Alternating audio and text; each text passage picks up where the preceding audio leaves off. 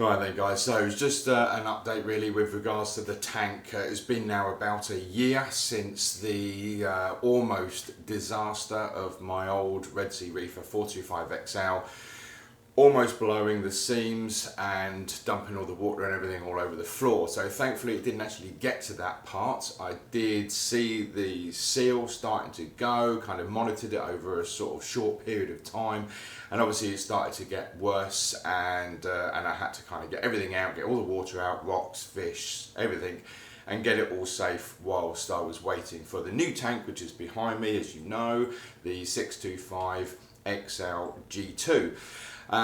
So obviously that went through the process of getting out the old tank, that got scrapped, and then the new tank was delivered. We built the cabinet, we got it in place, all leveled, tank put onto the cabinet, and then starting to go through the refill, so getting the rock in, getting new sand in, and corals and the fish. And everything was going okay, and then obviously, as you know, we got hit with the potential marine velvet, which wiped out probably about 2/3 of my fish.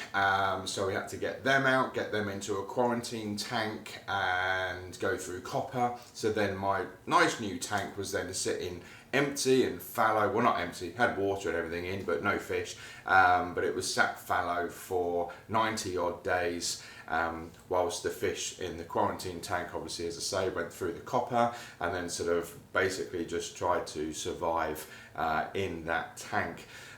Finally we was able to get them back in, but I only had like a couple or 3 fish, so I had to get some more. And well, you'll see behind me the new ones that are already in, but we got some new ones. We set up the quarantine tank, we got them in there, we went through the copper and Prezi Pro, and then finally got them in. So after all of that, it's been quite a harsh year. Also as well, battling Dinos, battling Cyano, you know, it seemed to be a bit of a nightmare, but I wanted to let you know that we're pretty much all good to go now. I'm really pleased with where the tank is. Had some sort of new corals as well during that fallow period, so they've sort of gone in. We've had nudibranchs go in to battle the Aiptasia, which is now all dealt with, so I've got no Aiptasia at all, so I'm really happy with that. And really the only other piece of new equipment that I've had, I think, within this whole year has been the UV. I put a 3,500 litre per hour pump on it, which was way too fast, like 900 litres coming out of the pipe at the top there of the tank. So I had to get a smaller one. So that's what we're going to show you now. Quick update really with the new pump for the UV, and also a new piece of pipe that I built for the automatic water top-off system. So instead of it just being like a piece of flexi pipe, it actually now goes into some nice hard piping, color-coded to the sump and everything. So I'm going to throw you into that now so you can see the new pump that I bought and everything else, and then I'll come back to you in a bit, and then I'll be able to let you know what it measured at the top here when it's coming out of the pipe back into the sump, back into the top of the tank. So without further ado, yeah, cleaned the glass yesterday, so hopefully you can see it's all looking nice and clean, white piney. Right, let's chuck you into the bit where I was doing the pump. See you in a minute. Alright then guys, so just a quick update with regards to changing over of the UV pump. So I went ahead and brought the J-Cod DCS 1200. I did have running the 3500 and it was way too fast. Even on the slowest setting, that 3500 was putting out 900 litres per hour at the top of the pipe. So I'm hoping when this is installed it will bring it down more sort of 400 kind of litres per hour, but we'll see. Standard sort of pump, obviously 12 watt, 1200 litres per hour, 1.5 meters lead. You can read the information on there that sort of tells you a little bit about it. For size comparison, look at that, it's tiny. I've put a Tunze magnetic cleaning, the long magnet, care magnet next to it. Look at it. Look how small it is. It's funny as. So when I got it out of the box, I was thinking, oh my God, it's tiny. So we've had to go from that size thread there to the 3500 thread. So I went up to my local place where I got all my pipe work from, and we've managed to come up with this. So this is the union that was already being used and threaded onto the 3500. So now we've got like another coupler in there, a reducer, which is there, you just about see it where my thumb is, then the small piece of red pipe, and then this part here with the thread on the inside of it, which will then just thread straight onto there. So that will thread onto that part, and then this part will go up and get threaded onto, don't know if you'll be able to see it, where's the pipe? Oh, no, you're not going to be able to see it, it's way too mucky in there. Or maybe sort of kind of the grey pipe comes down, and it's sort of down there somewhere is the other end of what this will, that will thread onto it. So I bought that, so I'm just kind of solvent welded that, leaving that now to dry, and then sort of stay out air drying for about 6 hours before I put it in the water. This piece here is just a little bit that I made, again, a little bit more of that pipe work, one clip, and then a couple of 45s. And the idea of this is it's going to go up on the back wall, kind of right over there behind where the skimmer is, and it will basically fit on the back wall kind of like that, and I'll be able to put my flexi hose into the top here, and then the water will come down and come out the spout there. So rather than just having a piece of flexi pipe kind of at the back of the sump there, this will just tidy it up a little bit more, and with the red pipe it kind of matches all the red pipe that's already in the sump, so that's good. With regards to this pump, once I've got it in and I've turned it on, obviously then I'll need to measure the water coming out of this end, and this is what we need to have down to about 400 odd litres per hour rather than 900. So that will then hopefully make the UV a lot better in regards to sort of parasite control. But yeah, that's it. Just a quick update on the UV. We're getting there. I did say I was going to get a smaller pump, and we've now finally got it. So I'll catch you up next time I pick up the camera. Alright then, so now that pump is all in, I have measured it, doing the usual with the jug and measuring how long it takes to fill up a certain amount within a certain amount of time, and we are at 300 litres per hour coming out of the pipe that's over there going back into the tank. Now I wanted about 400, so probably 300 might be a little bit on the lower side, but it's certainly a lot better than 900 litres per hour. Probably will have to get a 2,500, I think it is, litre per hour pump, and put that on and then see where we are. Really want to be able to kind of adjust it between about 400, and then if I ever wanted it coming out a bit faster, then I could do that by sort of ramping it up. But at the moment, this little pump is maxed out, and as I say, 300 litres per hour coming out the pipe at the top of the tank. So I don't know, it goes from one to the other, doesn't it? So there we are. I kind of need that one in the middle.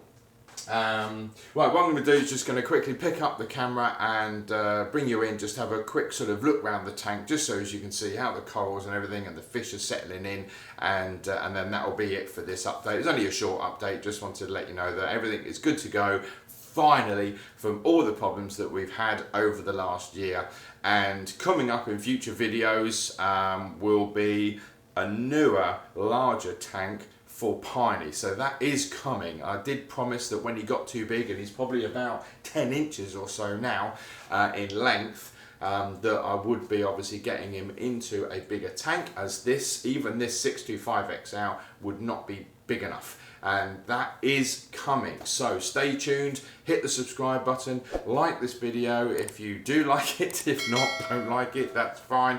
But if you got any comments, if you've gone through any problems that I've been through in the last year with Cyano, Dinos, marine velvet, you know, even like this, the tank seal going, drop us a comment down obviously in the comment section below. And you know, it's always good to read through everybody's comments, and I do try to always respond to everybody as well. But let me pick up the camera. I'll do it on the phone because it's a bit better than this one, and just sort of finish off with a little sort of overview of the tank. Right then guys, so we're on the camera phone now because it's a bit better than the big camera. But here we go. So we're virtually almost straight in with the purple tang. There she is, just hidden herself under the rock, going off over the back there. Beautiful, so pleased to be able to get another purple tang. Yellow wrasse, doing well. Orange shoulder tang. That will be another one that will be leaving this tank, and it will be going in the new tank with Piney. So he will have a friend in there to start with, so he won't be all on his own. There's Piney, look at him. All right, dude. Chunky monkey. The camera really does not do his size justice. And where have we got the hippo tang is usually hiding right over the back over there, but I can't see her at the moment, so we'll hopefully pick up on her in a little bit. But just having a little look around, we've obviously got all the green furry mushrooms doing really well. Some purple mushrooms there. We've got some zoas, a lovely load of green furry mushrooms there, doing really well. They have so come out since I started using the no-pox, getting that nitrates down. They used to sit at around about 50 odd parts per million, but I've now got them down to around about 15 to 18. And also with the phosphates have come down nicely as well. We've got a little bit of xenia there and there. Some lovely zoas. The lights have only really just recently come on, so it's probably not showing you the best. Little zoa garden there that's sort of building up.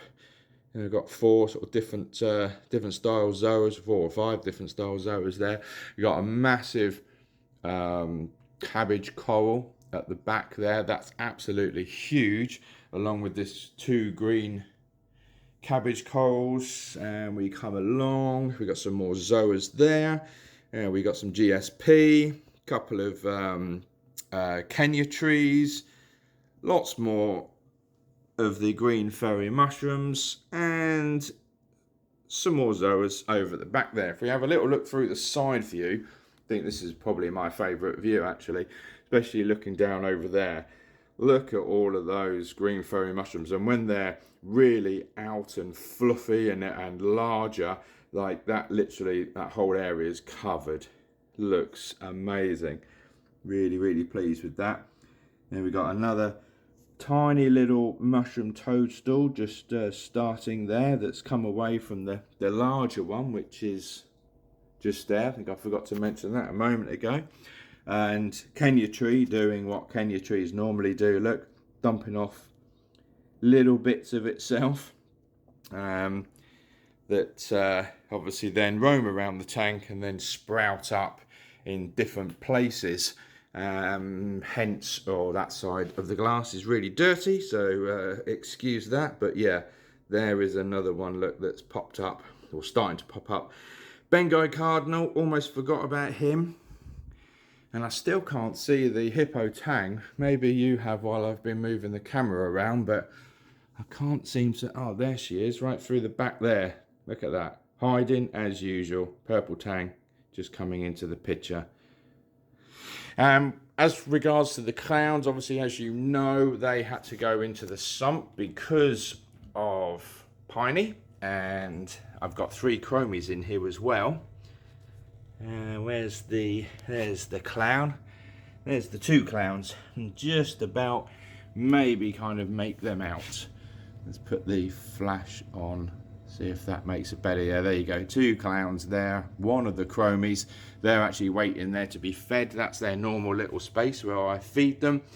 So then the little bit of flake kind of just travels around either side of the reef mat and then comes into this section where a couple of the other chromies will pick off some more food, and then the last sort of few remaining bits do go through the sump and then come back up through the tank. Large ball of Cheeto there. I do need to harvest that, but that is doing really well. If you can get a view at the size of that, it's absolutely huge. And look, I managed to grab hold of a Kenya tree, small one that was floating around, and got him on the rock in here, and also another piece of the mushroom toadstool there. So kind of growing them out in the sump, just with the sump light. And obviously we've got the Cheeto refugium light, Tunze refugium light in there as well, so that's on for like 12 hours opposite times to the main lights. But yeah, Kenya tree growing in the sump with just them 2 lights, which is amazing. So it just shows that they're pretty hardy and they'll kind of grow anywhere. So it's just give you a bit of an overview now of the tank from left to right. There's Piney, obviously as usual, front and centre. Wherever I am, he is as well. And that's it. So just a quick update then, guys. So thanks very much for watching. Hope to see you on the next video. Speak to you soon. Bye for now. Easy come, easy go.